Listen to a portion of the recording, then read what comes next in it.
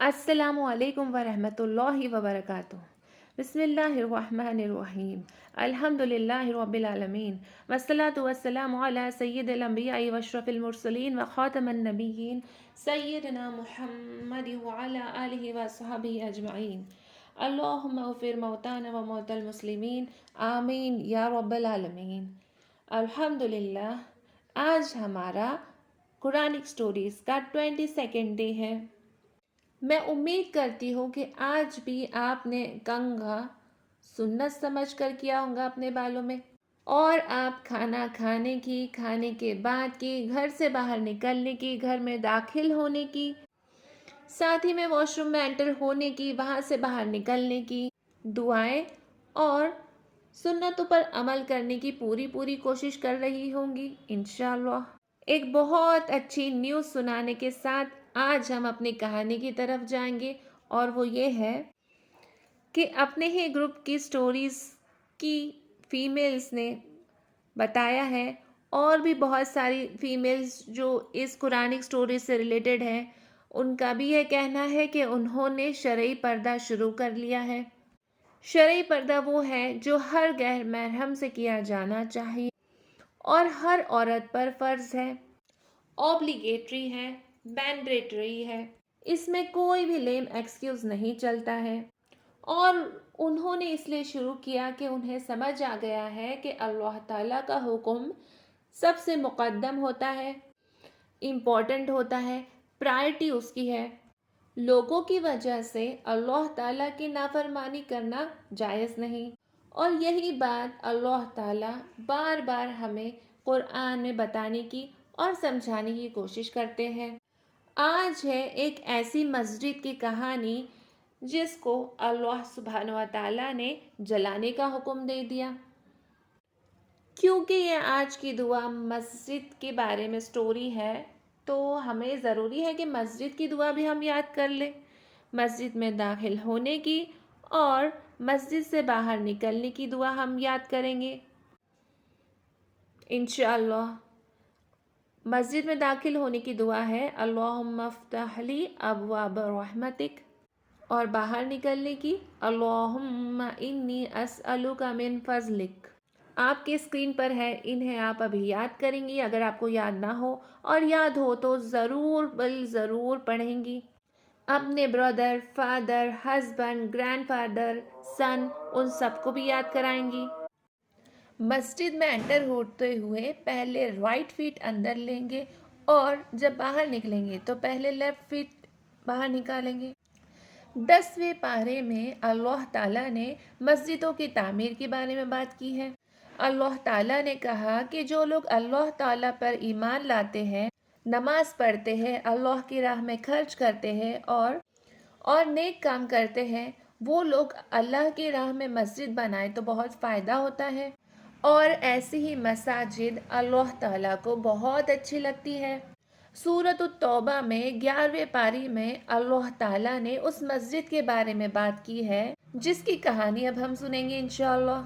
जब हज़रत मुहम्मद, जल्दी से कह दीजिए, सल्लल्लाहु अलैहि वसल्लम तशरीफ़ लाए, तब वहाँ पहले से कबीला खजरज का एक आदमी रहता था, और उसका नाम था अबू आमिर वाहिद। वो ईसाई था और उसके पास बहुत इल्म था। जब आप सल्लल्लाहु अलैहि वसल्लम वहाँ तशरीफ़ लाए, तो चूँकि वो बहुत इबादत गुजार और इल्म वाला था, उसकी वहाँ बहुत इज़्ज़त थी। जब आप सल्लल्लाहु अलैहि वसल्लम वहाँ आए, इस्लाम का बोलबाला होने लगा, इस्लाम फैलने लगा, और आप लोगों को तो मालूम है कि बद्र में भी विक्ट्री मुसलमानों की हुई। तो ये उस दौर की बात है जब दीन बहुत फैलने लगा, मुसलमान बहुत होने लगे। तब ये बात अबू आमिर राहिब को पसंद आई। वो खुल्लम खुल्ला इस्लाम वालों से दुश्मनी करने लगा, मुसलमानों से दुश्मनी करने लगा। वो शख्स मदीना से भागकर मुशरिकीन के पास लौटा और कहने लगा कि आप सब मिलकर मुसलमानों के खिलाफ जंग करें। मुझे तो मुसलमान बिल्कुल पसंद नहीं। मुशरिकीन ने उसकी बात को मान लिया। उसके बाद गज़वाए ओहद, उसकी तैयारी शुरू कर दी, और आपको मालूम है कि उसमें भी अल्लाह की तरफ से मुसलमानों को کامیابی ملی۔ غزوہ احد میں بھی اس شخص نے دونوں طرف ڈیپ ڈپریشنز بنا دیے، مطلب کہ گڑھے کھود دیے۔ اس نے یہ اس لیے کیا کہ اس سے مسلمانوں کو نقصان ہو، اور ہوا بھی ایسا۔ ان گڑھوں کی وجہ سے مسلمانوں نے وہاں بہت نقصان بھی اٹھایا، کیونکہ ان کو پتہ نہیں ہوتا تھا اور اس میں وہ گر جاتے۔ ابو عامر نے جنگ کی شروعات میں اپنی قوم کے پاس جا کر کہا کہ تم لوگ میری مدد کرو، اور مکہ سے جو لوگ آئے ہیں نا، محمد صلی اللہ علیہ وسلم، ان کو چھوڑ دو، ہم تو مدینہ کے لوگ ہیں، ہم مل کر حکومت بنائیں گے۔ مگر انہوں نے اس کی بات بالکل نہ مانی اور کہنے لگے، اے اللہ کے دشمن، اللہ تو تمہیں برباد کریں گے۔ اس کو بہت برا بھلا کہا۔ وہ یہ کہہ کر وہاں سے چلا گیا کہ میرے بعد میری قوم تو اور بگڑ گئی۔ نبی کریم صلی اللہ علیہ وآلہ وسلم نے اس کے فرار ہونے سے پہلے اسے سمجھایا، اس کو اللہ کے وحدانیت کے بارے میں بتایا، اس کو سمجھایا کہ یہ قرآن اللہ کی طرف سے ہے، اسے سنایا، اس کو سمجھایا، اس کو جنت کے بارے میں بتایا، اللہ کی نافرمانی سے روکا۔ لیکن اس نے نبی کریم صلی اللہ علیہ وسلم کی بات بھی نہ مانی اور بہت بدتمیزی کی آپ صلی اللہ علیہ وآلہ وسلم کے ساتھ۔ پھر نبی کریم صلی اللہ علیہ وسلم نے فرمایا کہ اس کو دیس میں آنے کا موقع ہی نہ ملے۔ وہ چلا گیا۔ اس نے جب دیکھا کہ ہر طرف اسلام پھیل رہا ہے اور لوگ ایک دم کوانٹٹی میں، بہت ساری تعداد میں اسلام میں داخل ہوتے جا رہے ہیں، پھر وہ گیا ہرقل کے پاس۔ وہ کون تھا؟ وہ تھا رومن امپائر کا کنگ، یعنی کہ روم کا بادشاہ۔ اس وقت کا سپر پاور روم تھا۔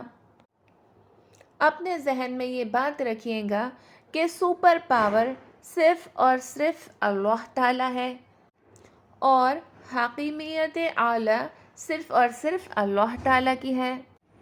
تو جب وہ روم گیا، وہاں کے کنگ سے کہا کہ ہمارے پاس ایک آدمی ہے جس کا نام محمد صلی اللہ علیہ وآلہ وسلم ہے، وہ ایک دین کی طرف بلاتا ہے جس کا نام اسلام ہے، سب لوگ اس کے دین میں داخل ہو رہے ہیں اور وہ جلد ہی تم تک بھی آ جائیں گے، اس لیے بہتر ہے کہ ہم اسے ختم کر دیں۔ روم کے کنگ نے وعدہ کر لیا اور کہنے لگا کہ ٹھیک ہے، تم پلاننگ کر لو اور میں تمہاری مدد کروں گا۔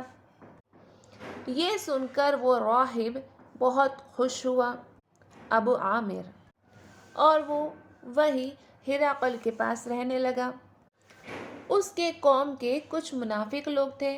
منافق اب تو آپ کو بہت اچھے سے پتہ چل گیا ہوگا کہ کسے کہتے ہیں۔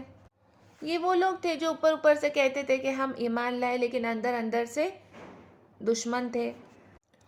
اس نے ان لوگوں کو، یعنی ان منافقوں کو پیغام بھیجا کہ میں مدینہ لشکر لے کر آ رہا ہوں، تم ایک ایسی جگہ تلاش کرو جہاں ہم جنگ کی تیاری کر سکیں، اور جب بھی میں تمہیں جو بھی میسج بھیجوں وہ وہاں پہنچ جایا کرے، اور جب میں وہاں اپنا لشکر لے کر آؤں گا تو اسی جگہ کو ہم ہمارا ہیڈ کوارٹر بنا لیں گے۔ چنانچہ منافقوں نے مسجد قباء کی طرف ایک بہت ہی عالی شان، بڑے بڑے دیواریں، اونچی چھت، خوبصورت سی جلدی مسجد بنا لی۔ یہ وہ وقت تھا جب حضرت محمد صلی اللہ علیہ وآلہ وسلم غزوہ تبوک کے لیے تیار ہو رہے تھے۔ یہ منافقین حضرت محمد صلی اللہ علیہ وسلم کے پاس آئے اور کہنے لگے کہ ہم نے ایک مسجد بنائی ہے، آپ وہاں خود بھی آئے، نماز پڑھے، خطبہ دے اور دیگر مسلمانوں کو بھی بلائے تاکہ وہ لوگ بھی وہاں نماز پڑھ سکے۔ انہوں نے کہا ہم نے یہ مسجد کمزور، بوڑھے، مسافر لوگوں کے لیے بنائی ہے جو دور کی مسجدوں میں نہیں جا سکتے، لیکن دراصل انہوں نے یہ مسجد اس لیے بنائی تھی کہ وہاں اکٹھے ہو کر مسلمانوں کے خلاف جنگ کی تیاریاں کر سکے اور اس کی منصوبہ بندی کر سکے، اور جب جنگ ہو تو مسلمانوں کو ختم کر دے۔ اللہ تعالیٰ یہ نہیں چاہتے تھے کہ وہ لوگ اس مسجد میں قدم رکھیں۔ ہمارے نبی نے ان سے کہا کہ ابھی تو ہم جہاد کے لیے جا رہے ہیں صلی اللہ علیہ وسلم، اگر اللہ نے چاہا تو واپس آ کر ہم وہاں نماز پڑھ لیں گے۔ حضرت محمد صلی اللہ علیہ وآلہ وسلم جب غزوہ تبوک سے فارغ ہوئے اور ابھی مدینہ پہنچنے میں 1 دن یا اس سے کم عرصہ رہ گیا تھا تو اللہ تعالیٰ نے ایک فرشتے کو بھیجا، اور وہ فرشتے کون تھے؟ جبریل امین تھے۔ وہ آپ صلی اللہ علیہ وآلہ وسلم کے پاس مسجد برار کی خبر لے کر آئے۔ یہ جو مسجد منافقین نے بنائی تھی اس کا نام مسجد برار تھا۔ اس خبر میں جبریل امین نے آپ صلی اللہ علیہ وآلہ وسلم کو بتایا کہ مسجد قباء کے قریب جو مسجد بنائی گئی ہے وہ مسلمانوں میں پھوٹ ڈالنے کے لیے بنائی گئی۔ ان لوگوں کا مقصد لڑائی کرانا ہے، اور ایسی مساجد اللہ تعالیٰ کو بالکل پسند نہیں۔ آپ وہاں بالکل نہ جائیے گا اور نماز بھی نہ پڑھیے وہاں پہ۔ اصل میں اللہ تعالیٰ کو جو مسجد پسند ہے وہ مسجد قباء جیسی ہے، جہاں لوگ اللہ تعالیٰ کی عبادت کر سکے۔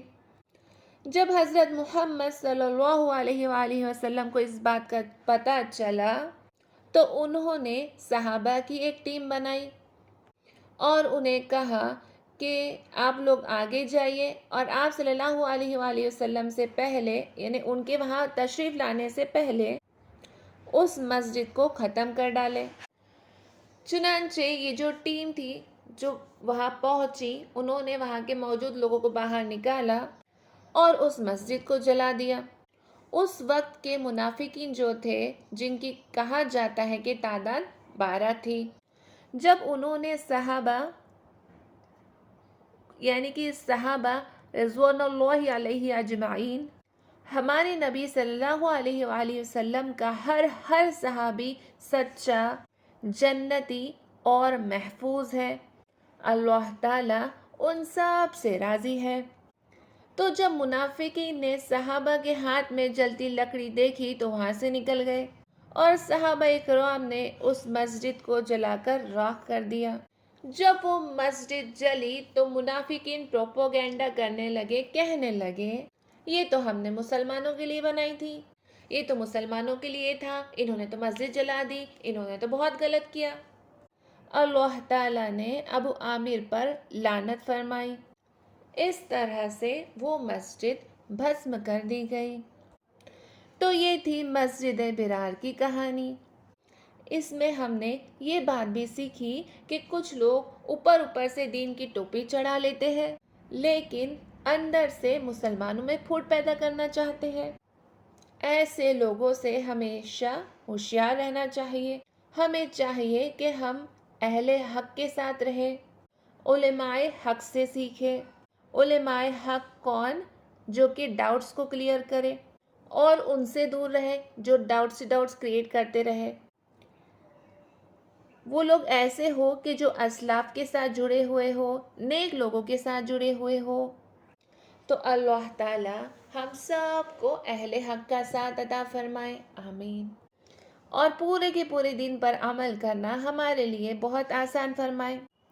اللہ ہمیں صحیح راہ پر چلنے والا بنائے، نیکی کو عام کرنے والا، نیکی کو بڑھانے والا بنائے۔